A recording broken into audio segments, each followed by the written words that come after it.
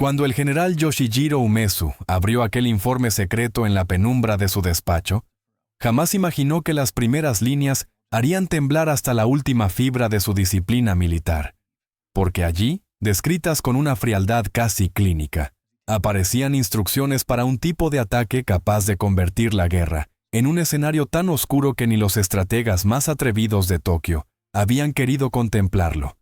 Y ese descubrimiento lo dejó inmóvil durante unos instantes que parecieron eternos, como si temiera que las palabras pudieran saltar del papel y contaminarlo todo a su alrededor.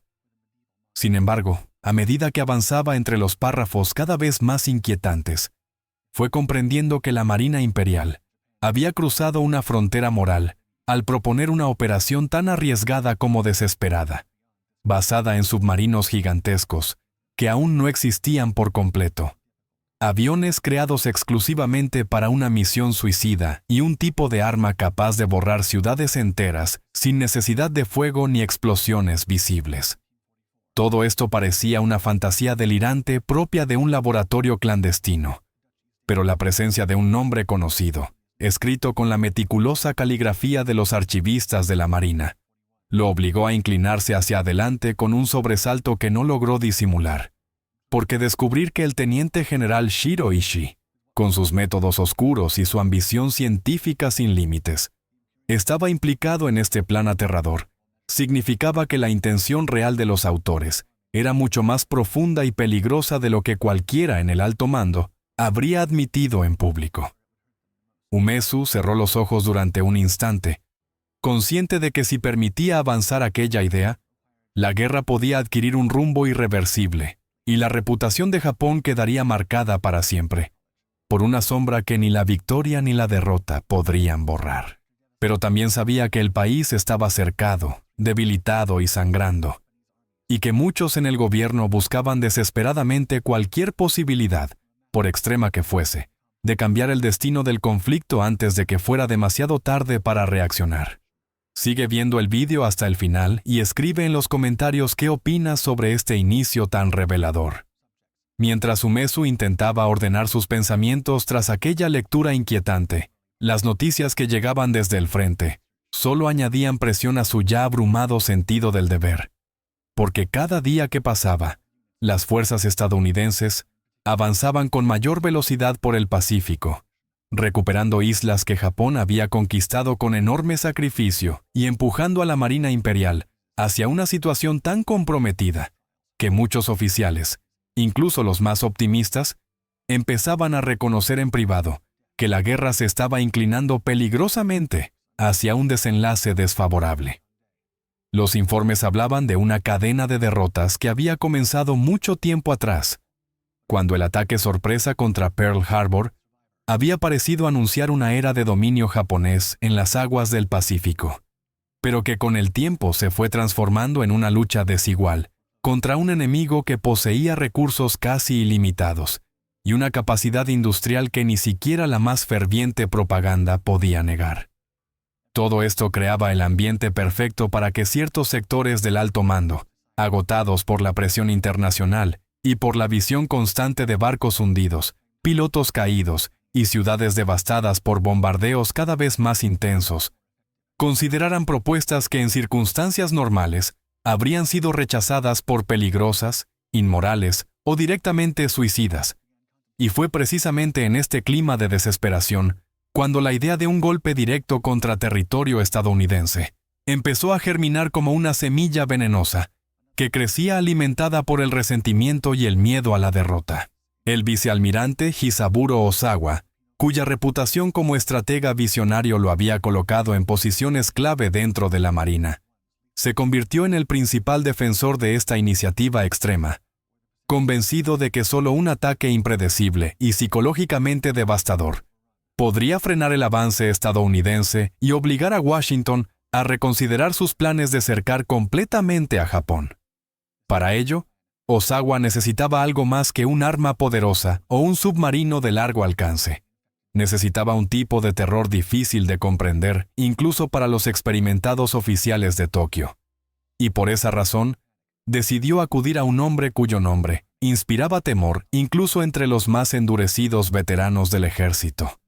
Alguien cuyo conocimiento científico se había transformado mucho tiempo atrás en un instrumento de destrucción capaz de cambiar el equilibrio de todo un continente. El temido y enigmático Shiro Ishii. Cuando el nombre de Shiro Ishii apareció sobre la mesa de deliberaciones del Estado Mayor, un silencio incómodo se apoderó de la sala, porque incluso entre aquellos oficiales que estaban acostumbrados a tomar decisiones terribles en nombre del emperador, existía una especie de supersticioso respeto hacia aquel hombre que había llevado la ciencia a territorios tan oscuros que muchos preferían fingir que no sabían lo que realmente sucedía en los laboratorios de la Unidad 731. Ishii, con su sonrisa casi clínica y su manera calma de explicar procedimientos que en cualquier otro país del mundo habrían sido considerados monstruosos, había desarrollado durante años un programa biológico tan amplio, metódico y perverso que era difícil imaginar que alguien pudiera siquiera pensar en aplicarlo contra una nación capaz de responder con una fuerza abrumadora. Sin embargo, para Osawa, esa misma falta de escrúpulos convertía a Ishii en el colaborador perfecto. Porque si Japón necesitaba un arma capaz de paralizar a la población estadounidense y sembrar un miedo que atravesara ciudades enteras desde San Diego hasta San Francisco, entonces nadie mejor que aquel especialista obsesionado con las bacterias para crear un vector de ataque tan inesperado que ni los servicios de inteligencia más alerta del enemigo serían capaces de anticiparlo. Fue así como las conversaciones secretas entre la Marina Imperial y la siniestra unidad de investigación comenzaron a intensificarse, siempre en habitaciones pequeñas, sin ventanas, y con la presencia constante de guardias que aseguraban que ningún documento saliera al exterior. Allí, bajo la luz tenue de unas lámparas que apenas lograban disipar las sombras, los técnicos revisaban mapas, analizaban patrones meteorológicos y discutían la logística de trasladar de manera clandestina millones de pulgas infectadas con la misma enfermedad que siglos atrás había devastado a gran parte de Europa. Una amenaza invisible que podía viajar sin ser detectada y que, una vez liberada, no necesitaba pilotos entrenados ni armas sofisticadas para propagarse sin control. Cada reunión dejaba claro que Japón estaba dispuesto a cruzar una frontera moral que lo separaría para siempre de cualquier código bélico tradicional. Porque mientras los científicos de Ishii enumeraban las posibles rutas de infección, los oficiales de Osawa evaluaban los efectos psicológicos que un brote repentino provocaría sobre la sociedad estadounidense, imaginando ciudades enteras paralizadas por el miedo, hospitales desbordados y autoridades locales incapaces de comprender que el enemigo había llegado no con portaaviones ni bombarderos, sino montado en alas diminutas y prácticamente invisibles. Aquella visión, tan perturbadora como audaz, empezó a tomar forma mientras los planes se consolidaban paso a paso. Y aunque muchos dentro del ejército sentían una mezcla de rechazo y repelente curiosidad, lo cierto es que la idea de revertir el curso de la guerra mediante un golpe biológico seguía ganando fuerza entre quienes se negaban a aceptar la posibilidad de la derrota. Mientras las discusiones sobre el uso de armas biológicas avanzaban en secreto, otro proyecto igualmente extraordinario comenzaba a tomar forma en los astilleros japoneses, donde miles de obreros trabajaban día y noche para ensamblar una clase de submarinos tan descomunal que incluso los ingenieros más experimentados dudaban de que semejante concepto pudiera funcionar en combate real, porque jamás en la historia se había intentado construir una máquina capaz de desplazarse bajo el agua durante decenas de miles de millas, y al mismo tiempo, transportar en su interior hangares enteros que ocultaban aviones diseñados para despegar desde la superficie del océano. Esos colosos, conocidos como la clase I-400, eran tan largos que un hombre podía caminar desde la proa hasta la popa sin ver el fin del pasillo, y su estructura era tan voluminosa que la más leve ráfaga de viento podía empujar el casco y obligar a los timoneles a corregir el rumbo durante horas para mantener la trayectoria correcta. Nadie en el mundo disponía de algo parecido, y esa asimetría tecnológica alimentaba la esperanza de los planificadores japoneses, quienes creían que, si lograban llevar estos gigantes hasta la costa occidental de los Estados Unidos sin ser detectados, entonces la operación podría ejecutarse con una precisión tan sorprendente que el enemigo tardaría días en comprender que el ataque había comenzado sin el estruendo habitual de los bombarderos, ni el rugido de los motores de superficie. Dentro del largo hangar cilíndrico, oculto bajo una compuerta hermética operada por un sistema hidráulico complejo y delicado, se almacenaban 3 aeronaves plegables, Aichi-Seiran, cuyos pilotos habían sido entrenados para armar las alas en apenas media hora desde que el submarino emergiera por la noche. Estas aeronaves, concebidas únicamente para una misión de ida, debían sobrevolar San Diego con la precisión de un cirujano y liberar su carga invisible sobre los barrios residenciales, permitiendo que las pulgas infectadas encontraran víctimas humanas antes de que nadie pudiera sospechar que un arma medieval había sido lanzada desde uno de los dispositivos militares más avanzados jamás creados por Japón. El simple proceso de montaje del avión, realizado sobre una cubierta mojada y oscura, ya implicaba un riesgo enorme, porque cualquier retraso podía obligar al submarino a permanecer demasiado tiempo en la superficie y exponerse a los radares estadounidenses que patrullaban la costa.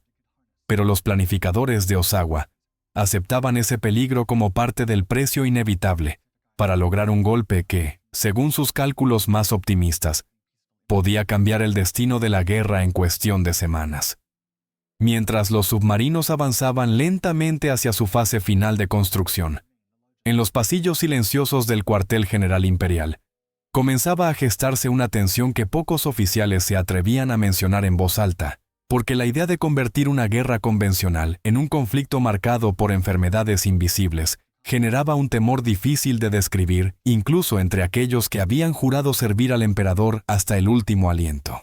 El hombre que más claramente percibía ese abismo moral era el general Yoshijiro Umezu, quien pasaba horas encerrado en su despacho, revisando informes que parecían escritos por mentes dispuestas a traspasar cualquier límite, con tal de frenar el avance aliado. Y aunque comprendía la desesperación que dominaba al país en ese año final y asfixiante, también sabía que había decisiones cuyo peso trascendía la derrota o la victoria. Mientras leía los documentos enviados por la Marina, la figura de Shiro Ishii reaparecía en su memoria como un fantasma incómodo, porque Umezu conocía mejor que nadie las atrocidades cometidas en los laboratorios de Harbin, donde la investigación científica se había transformado en una maquinaria sin freno, alimentada por la crueldad. Y le resultaba insoportable imaginar un escenario en el que aquella oscuridad fuera exportada al otro lado del océano, como si se tratara de una estrategia legítima.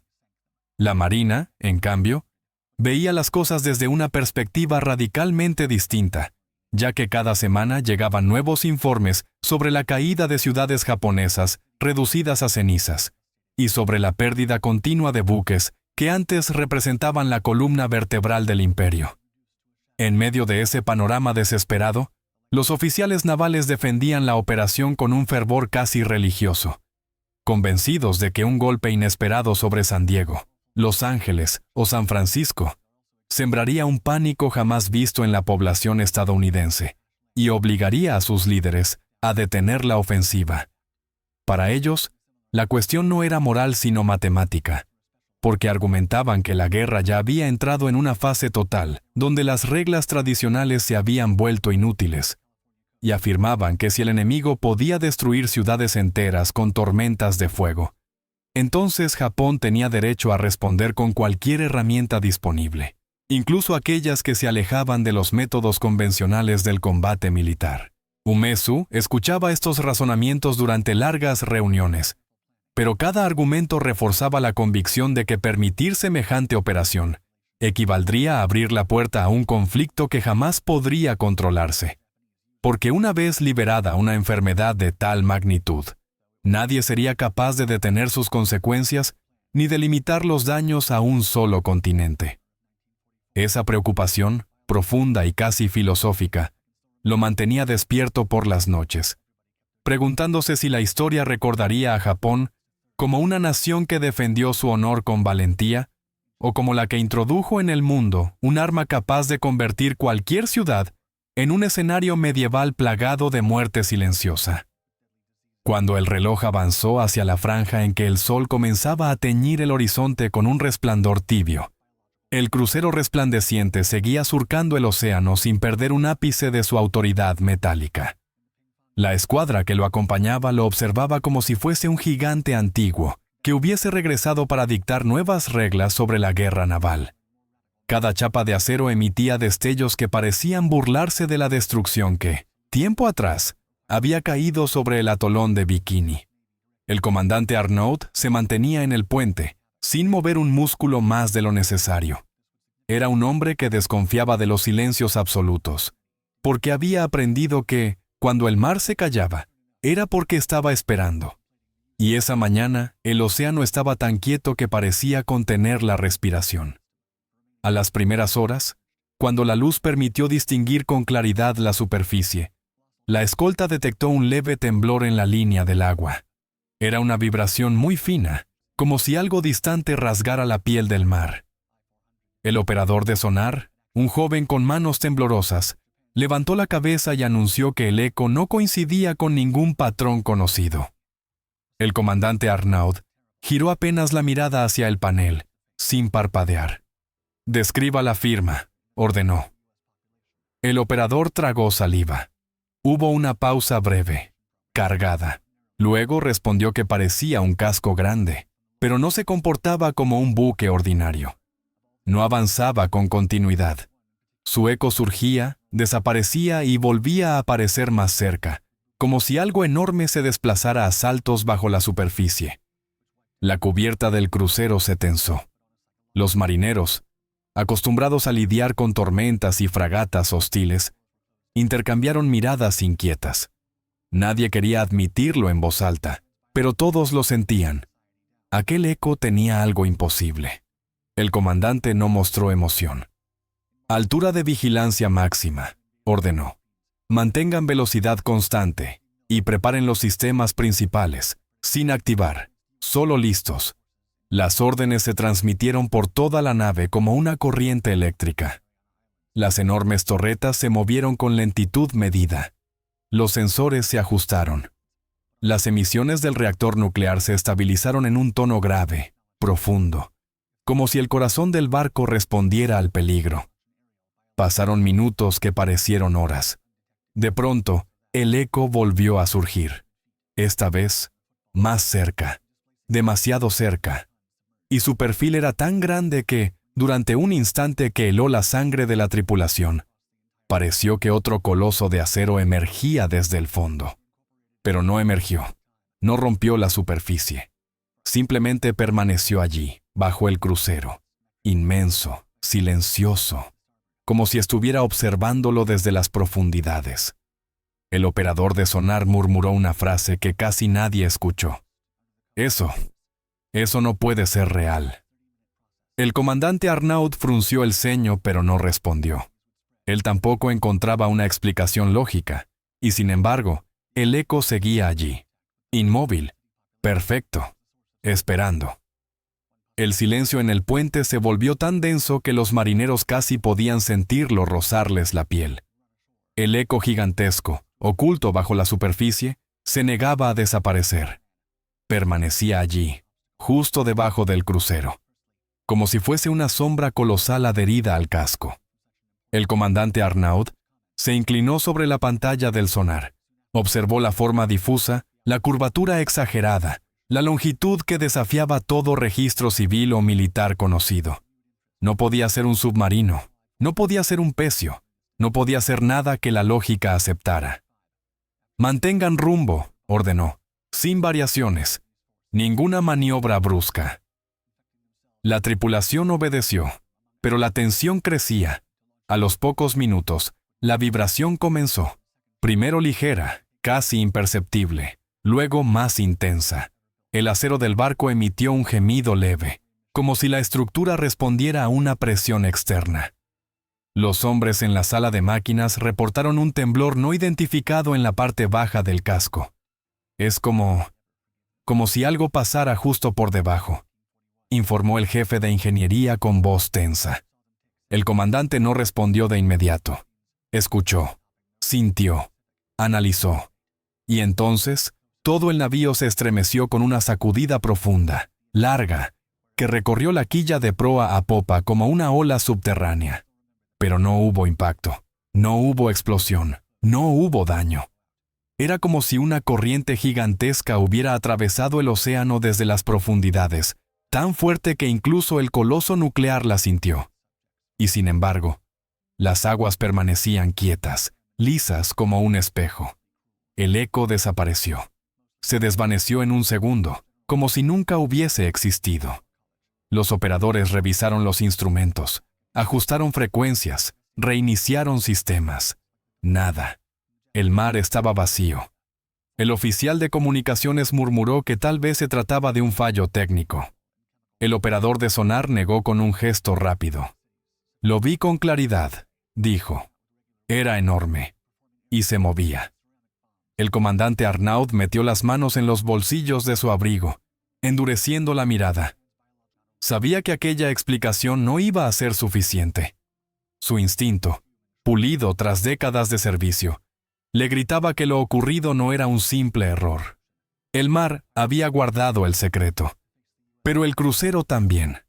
Cuando la calma volvió, la escolta cortó la distancia y pidió instrucciones. Arnaud respondió con voz firme. Mantenemos rumbo. Nadie abre fuego. Nadie emite señales activas. Esto no se registra en el informe preliminar. Los oficiales intercambiaron miradas, comprendieron y callaron. Mientras el crucero avanzaba con la gravedad de un titán, el comandante observó el horizonte.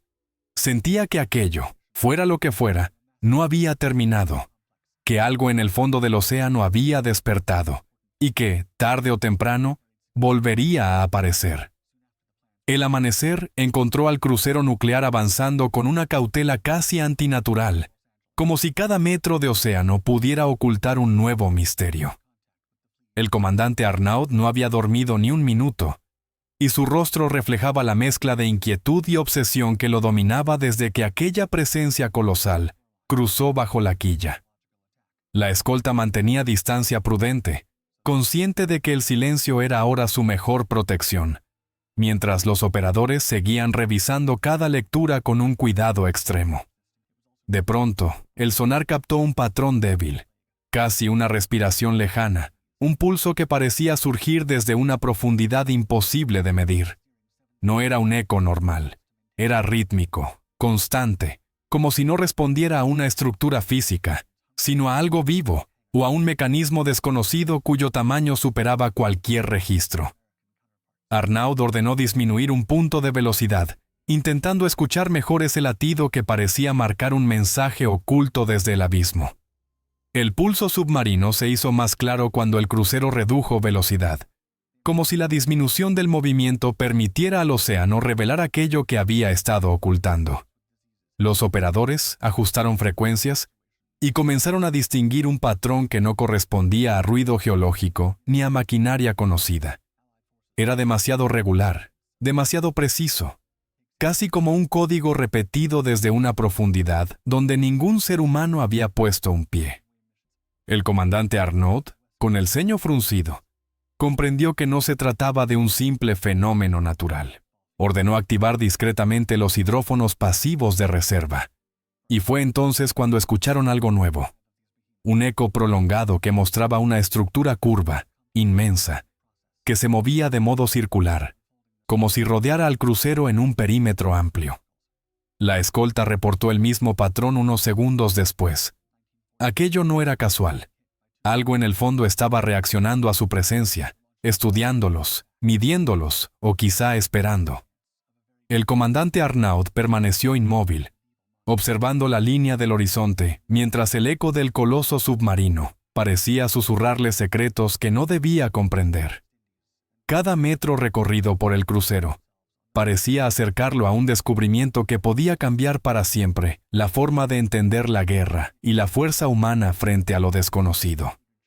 La tripulación contenía la respiración. Incluso los marineros más experimentados sentían la magnitud de lo que enfrentaban. Y entonces, con un silencio absoluto que se extendió como un manto sobre la cubierta, el patrón del eco desapareció, dejando solo el murmullo constante del océano y la certeza de que habían sido testigos de algo imposible de describir. Arnaud supo en ese instante que el mundo jamás sabría la magnitud de lo que ocurrió, y que ellos llevaban consigo un secreto demasiado grande para contarlo. Si te ha intrigado esta historia hasta el final, no olvides darle like, dejar tu comentario sobre lo que piensas de esta misión secreta, y suscríbete para no perderte próximas historias impactantes que revelan los secretos más oscuros de la guerra.